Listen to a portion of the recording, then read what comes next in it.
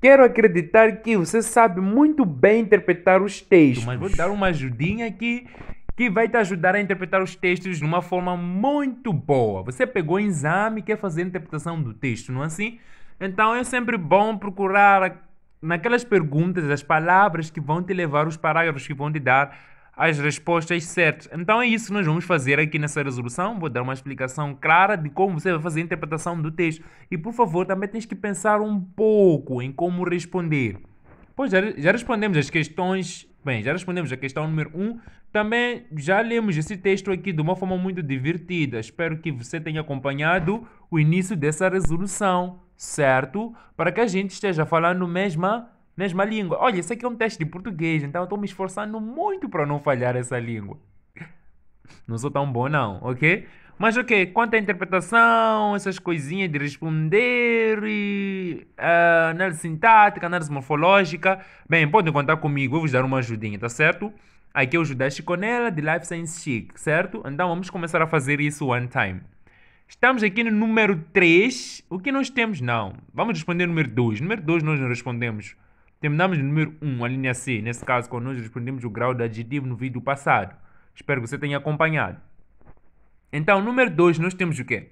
Agora é sério, vamos aprender isso pra valer. Todos os animais trajavam-se de fartura. A terra era demasiado generosa. O que caracteriza a beleza daquele dia? Nós lemos logo no primeiro parágrafo o que caracteriza a beleza daquele dia. Dizemos que tudo começa no dia mais bonito do mundo. Beleza característica do dia da descoberta do primeiro amor. O que caracteriza a beleza daquele dia é a descoberta do primeiro amor. Bom, é tão lindo, né? Descobrir o primeiro amor, né? Então é isso que caracteriza a beleza daquele dia. Então você já respondeu. É a descoberta do primeiro amor. A linha A. Identifique duas personagens do texto. Bem, duas personagens do texto. Você pode escolher quem? Sarnau. Estamos a ver Sarnau aqui. É uma personagem do texto. Está aqui Sarnau. Também estamos a ver, acho que falaram de Rindau, Rugo. Então você escolhe. Temos Rugo, Rindau, certo? Então pediram duas personagens do texto. Então pode escolher uma dessas. Também se quiser as velhotas, pode colocar. Isso depende de ti, certo? Mas é melhor colocar aí Sarnau, Rugo. Certo, acho que está bom. Tá certo. Personagens são aqueles integrantes do texto, aqueles que fazem toda a ação acontecer. Então são personagens. Mesmo aqueles que são mencionados são personagens. Daí que nós temos vários tipos de personagens. Temos personagens principais, os que toda a história está relacionada a eles. Temos secundários, os que praticamente ajudam aqueles que são os principais. E temos aqueles personagens que não fazem nada, são mencionados só, tchau, não fazem nada. Esses aí são personagens aludidas ou figurantes, certo? São tipos de personagens. Good. Então vamos continuar com a nossa resolução. É muito simples, espero que tenha percebido quais são os tipos de personagens. Mas aqui só pediram duas personagens, então você escolheria qual tipo de personagem você quer. Então poderá colocar principal, poderá colocar as secundárias, tanto faz. A linha C, nesse caso, a linha C, 2C, identifica a função sintática da expressão sublinhada. Bem, nós temos aí a função sintática, o que desempenha. Função sintática é para nós fazermos análise sintática, o que desempenha. Na análise sintática nós temos sujeito, predicado, complemento direto, complemento indireto, essas coisinhas aí. Então, todos os animais, na nossa frase, o que representa? Bom, para você fazer a análise sintática, bem, aqui nem pediram análise sintática, só pediram função sintática de todos os animais. Bem, todos os animais, o que é? É sujeito, né? Pronto, você diz que todos os animais representam o sujeito. Pronto, você coloca sujeito. Todos os animais. Ou a expressão sublinhada, todos os animais, não é? Representa o sujeito. 3C. Coloquei-me na rede para ser pescada. Vocês que são pescadores, que pescam peixes, etc. Quando um peixe se oferece, o que vocês fazem? Logo, vocês pescam, né? Ela está a dizer que colocou-se na rede para ser pescada. E eles aqui pedem, explica o sentido da frase em três. Não é para falar de peixes aí. Não, aí não é para falar de peixes. Ela, quando disse que colocou-se na rede para ser pescada, está a dizer que ela tornou-se oferecida para que qualquer garoto olhasse para ela. Tipo, ela se maquiou demais, tipo, ficou muito bonita. Então ela deixou-se pronta para que qualquer garoto se interessasse por ela, tá bem? Então ela facilitou para os garotos nesse caso, facilitou para os rapazes, vamos falar de rapazes, aqui disseram rapazes, não garotos. Então ela facilitava nesse caso as conquistas, então ela aceitava facilmente, então colocou-se na rede para ser pescada, mas aqui ela facilitou, tá bom? Tornou-se oferecida, exatamente. Ela está a dizer que tornou-se oferecida. Prontos. Então você responde de uma forma bonita, escolhe as melhores palavras, então ela vai dizer que ela tornou-se oferecida, né? Pronto, funciona. Número 4. O aroma das carnes excitava o olfato, fazendo crescer rios de saliva em todas as bocas. Vamos ver rios de saliva em todas as bocas. Estão a ver rios, vocês. Bem, vamos lá ver aqui. Classifica o narrador do texto quanto à presença. Ufa! Encontramos essa questão, né? Quanto à presença, o narrador do nosso texto é participante. Como é que nós vamos descobrir que o narrador é participante? Olha, ela disse aqui, coloquei-me na rede para ser pescado. Está a contar na primeira pessoa. Então, se está a contar na primeira pessoa, significa que ela participou no texto. E bem, ela é a personagem principal. Então, isso aqui significa que o narrador do nosso texto é participante. Participa, é a história dela, essa aqui. É a história dela aqui. Muito bom. Ela conta na primeira pessoa. Ok? Certo? Conta na primeira pessoa. Então, podem procurar por aí. Era mesmo daquele rapaz que os velhos falavam ontem, certo? Então ela conta na primeira pessoa, ela participa nesse texto. Então, o narrador do nosso texto é participante. Então, vamos responder. Acho que já respondemos quase tudo, não é? Vamos continuar aqui na linha B. Reescreva a frase em 4. Substituindo a palavra crescer pelo seu sinônimo. Crescer. Sinônimo de crescer pode ser desenvolver ou erguer-se. Bom, erguer também crescer significa, né? São sinônimos. Então, nesse caso, podemos substituir com erguer. O aroma das carnes excitava o olfato, fazendo erguer rios de saliva em todas as bocas. Eu usei a palavra erguer. Nesse caso, o verbo erguer. Então, alguém poderá usar desenvolver. Então, tudo tem a ver com crescer. É sinônimo. São sinônimos essas palavras. Erguer, desenvolver, crescer. São palavras sinônimas. Certo? E só venho aqui para vos lembrar que palavras sinônimas são aquelas que têm o mesmo significado. Tipo, lindo, bonito. Certo? E palavras antônimas são aquelas que possuem significados contrários. Tipo, bonito, feio. 4C. Identifica a figura de estilo presente na parte sublinhada da frase. Vamos lá. Figura de estilo. Fazendo crescer rios de saliva em todas as bocas. Que figura de estilo está aí? Vocês já viram rio nas bocas, vocês? Isso é um exagero. Claro que é um exagero. São a figura de estilo que trata de exagero, como se chama? Hipérbole. Certo? Você diz, a figura de estilo que está patente nessa frase é hipérbole. Pronto, você já respondeu e já bateu. Certo, então gostar da resolução? Então não se esqueça de subscrever no canal, deixar seu like e partilhar esse vídeo para os seus amigos, certo? Então vamos continuar. Número 5. A porta da palhota abriu-se, deixando sair cerca de 20 rapazes com aspecto pálido e doentio. Por que é que os rapazes apresentavam um aspecto pálido e doentio?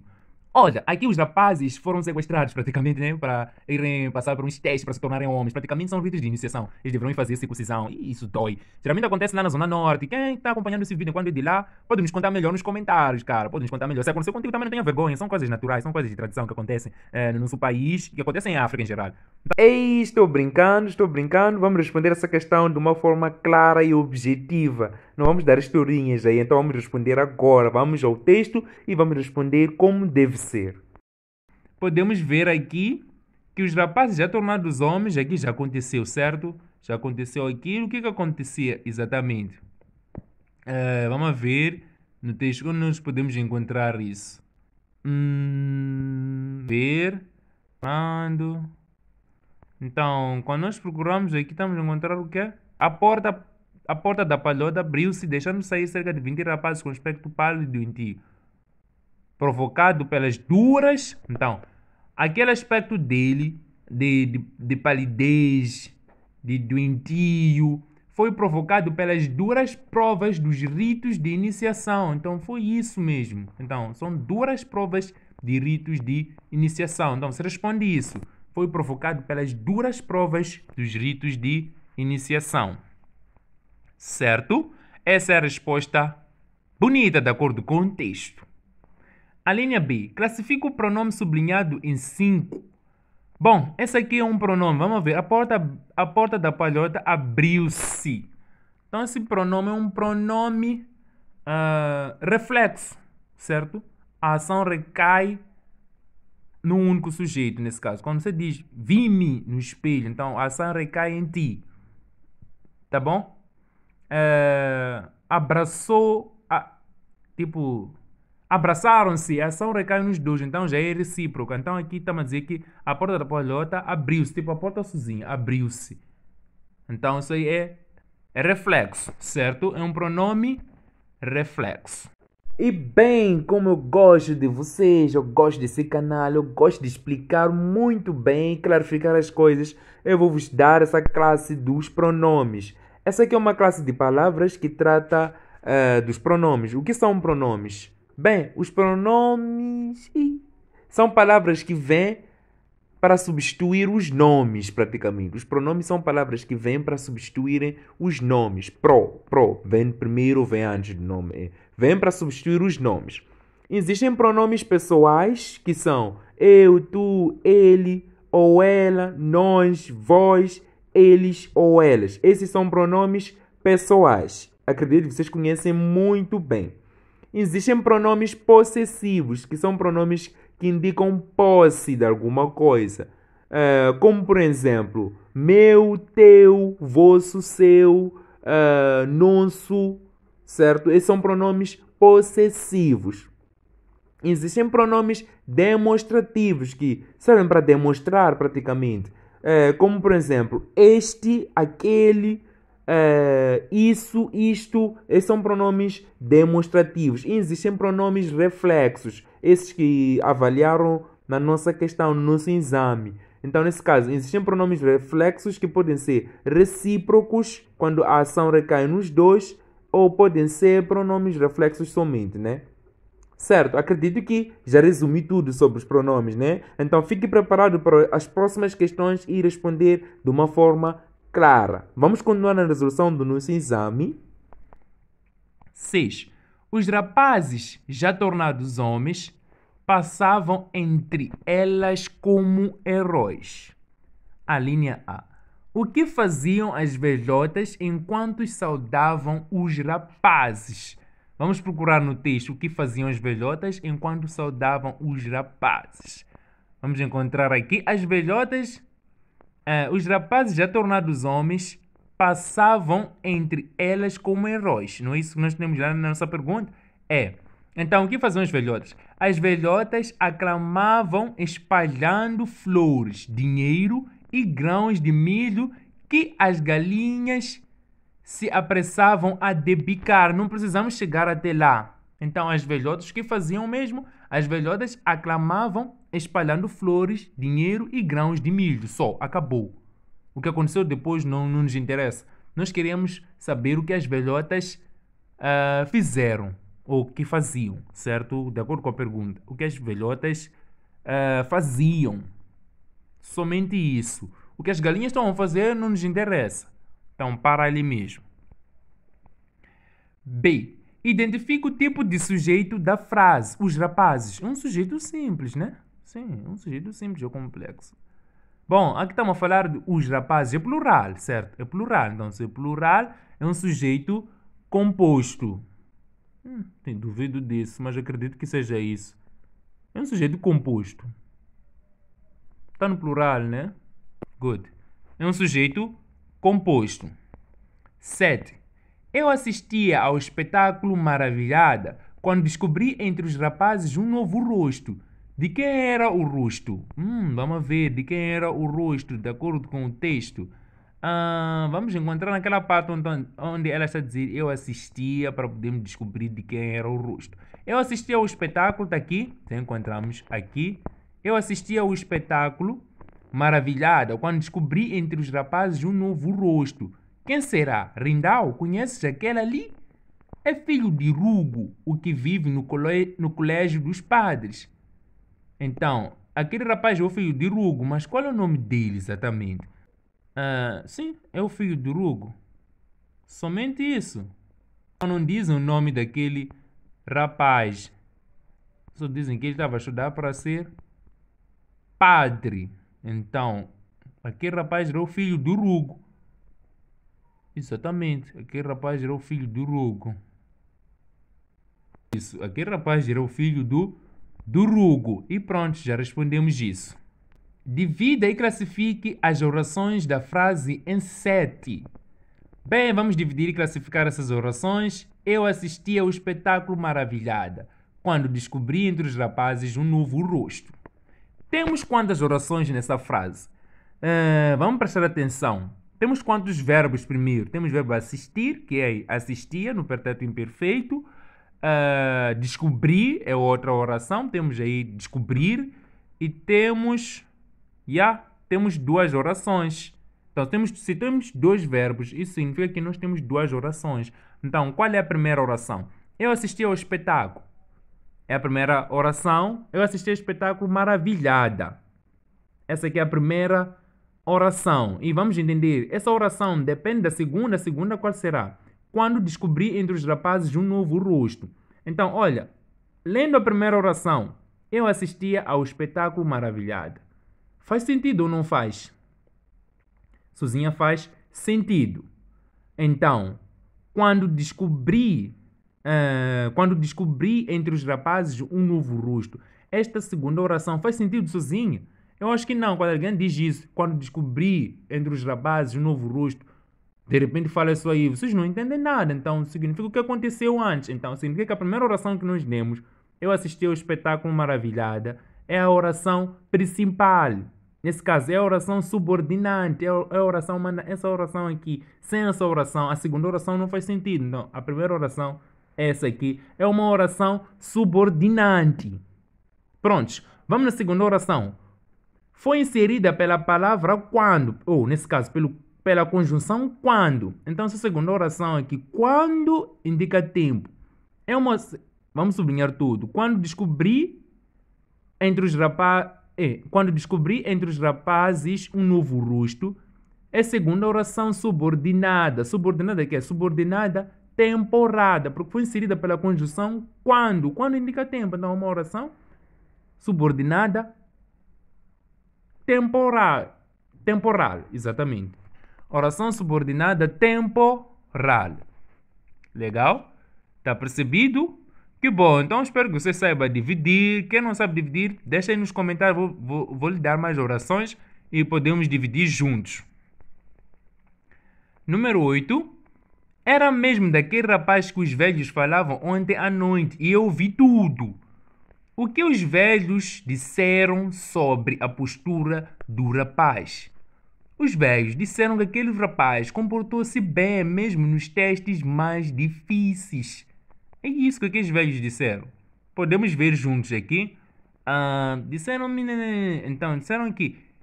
tá aqui. Disseram que ele foi distinto e comportou-se lindamente mesmo nas provas mais difíceis.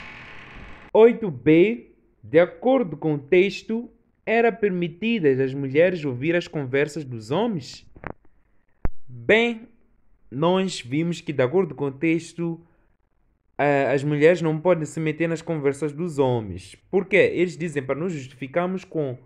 Justifique a sua resposta com base numa passagem textual. Então, vamos ver aqui no texto se as mulheres poderiam ouvir as conversas dos homens. Então, vamos ver aqui.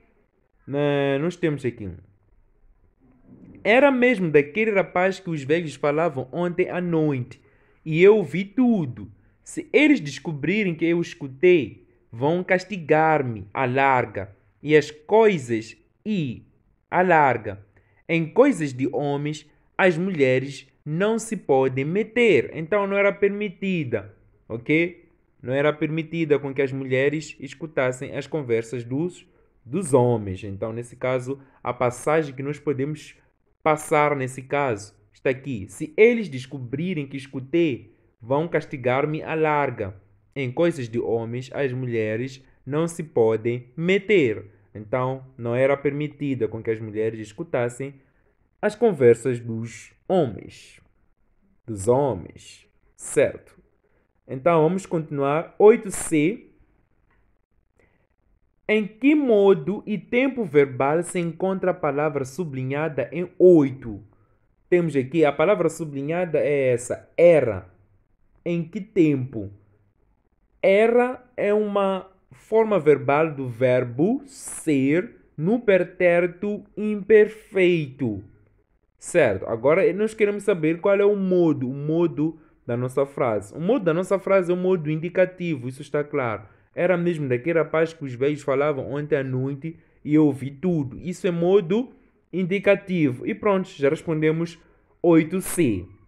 Então, os modos das frases que existem, só para eu te recordar, existe modo indicativo, modo conjuntivo, modo condicional, modo infinitivo, por aí. O modo indicativo indica uma ação real. 9. É o filho do Rugo. Onde é que vivia o filho do Rugo? Bem, o filho do Rugo parece que vivia... vamos ver aqui no nosso texto onde que o filho do Rugo vivia. Vamos subir um pouco. Podemos ver aqui... Bem, vamos subir mais. Podemos ver que o filho do Rugo vivia... Não está aí, pá. Bem, temos aqui nessa parte. É o filho do Rugo o que vive no colégio dos padres. Então, o filho do Rugo vivia no colégio dos padres. Hoje ele estava a se formar para ser padre. Então, a resposta certa seria essa. Certo? 9B. Transforme a frase 9 para o discurso indireto. Nós temos essa frase aqui. É o filho do Rugo. Alguém está a dizer isso. É o filho do Rugo. Você quer levar essa mensagem e ir dar uma outra pessoa. É claro que não virá da mesma forma. É claro que você não vai transmitir a mensagem da mesma forma. Como é que você transmitiria a mensagem? Você ouviu alguém dizer, é o filho do Rugo. Então, você vai chegar lá, você vai dizer, ele disse que, ou ela disse que, aquele era o filho do Rugo. Certo? Então, esse é o discurso indireto. Ela disse que, ou ele disse que, aquele é o filho do Rugo. E pronto. 9C. Classifica a frase em 9 quanto ao tipo e forma. Quais são os tipos de frases que nós aprendemos? Nós aprendemos que existem 4 tipos de frases. Frase declarativa, a que serve para informar, geralmente termina por ponto, é uma informação praticamente. Frase exclamativa, é uma admiração, exclamação, etc. E temos frase interrogativa, que serve para questionar. E por fim temos frase imperativa, que serve para exprimir um conselho, um desejo ou um pedido. Então são esses 4 tipos de frases que nós conhecemos. Então, quanto ao tipo, a nossa frase é o filho do Rugo, essa aqui é uma informação que está sendo dada, é uma frase declarativa. E quanto à forma, é uma frase afirmativa. E nós vamos parar por aqui. A composição vamos fazer no próximo vídeo, se Deus quiser. Então, desejo-vos uma bela preparação e não se esqueçam de se subscrever, deixarem vosso like e até a próxima! Caso ainda não tenha se subscrito no nosso canal, se subscreva e desfrute das melhores aulas que o nosso canal pode oferecer. Falou, explicou. Seja bem-vindo A Life Science Chic.